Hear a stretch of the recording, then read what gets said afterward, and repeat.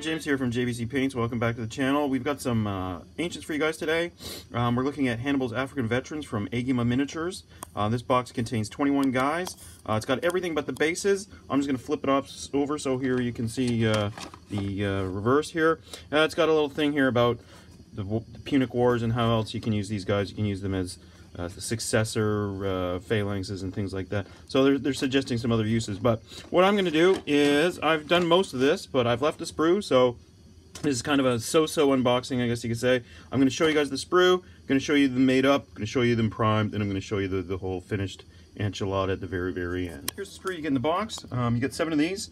We've got 3 guys, different kinds of armor. We got the linen cuirass, and we got some chainmail. 7 head variants. We got 6 up there, 1 down here. 3 shields, and we've got 2 at the sort of ready spears, and then we've got 2 spears, pardon me, that you're gonna have to bore out the throwing arm there, and then we've got the shield arms as well. Let's take a look at the opposite here, the back side of these things. Not a lot of detail on the shields like Victrix, but the figures look pretty solid. So let's take a look at these guys all made up. Here are the 3 figures from the sprue all done up. The guy on the left, as you can see, he's got his left leg forward like he's going to throw. So I make him the throwing guy. The shields are separate. I'm going to paint them up separately to maximize detail. This is what's left on the sprue. Not a lot. You've got about 4 heads and a pelum, so I guess you can use that for basing. So next for these guys you're going to see is a shot of them primed mahogany brown. I chose to go with the mahogany brown because of the shields, and it's a lot easier with the amount of equipment and stuff like that. Usually I'd prime black, but in this case I went with the brown just to sort of make it easy on myself for painting. Here are the figures all painted up. I do the figures and the shields concurrently. I find that if you leave the shields to the end, it can really destroy your mojo, and it's a real project killer. This way you keep on pace and you can get the basing done, you can get the unit done as fast as possible. The colors that I've used are lighter colors, and I mixed them up to give them a nice variation.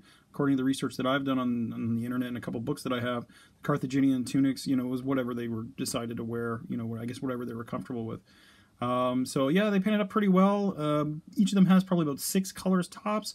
I think these 3 guys probably took me grand total, including the shields, everything, maybe 4 hours total, maybe, ... But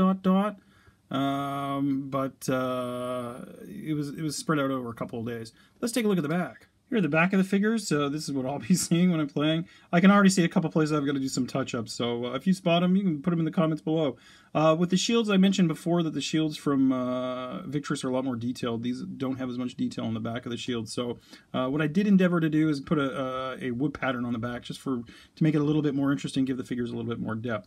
So from here, we're going to do the basing. I'll show you how to do the basing real quick.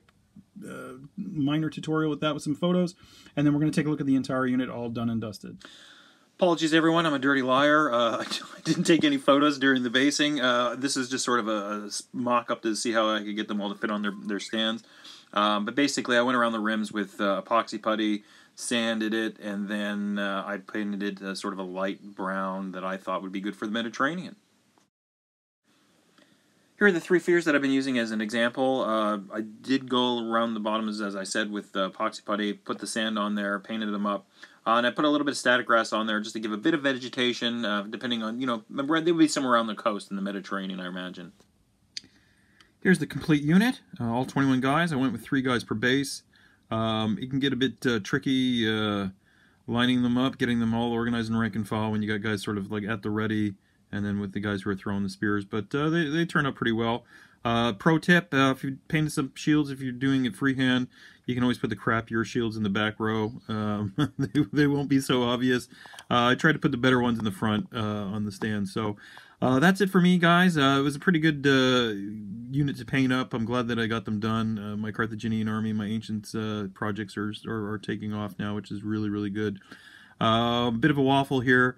This will probably be the last video for me, probably for about a month. I'm off on vacation tomorrow for 3 weeks. I'm going to the to planet Earth's real life Minas Tirith for a while, and I'll let you guess where that might be. But until then, guys, keep it weird, keep on painting, stay metal, my friends, and keep those brushes moving. And we'll catch you in the next one. Take care, guys. Bye-bye.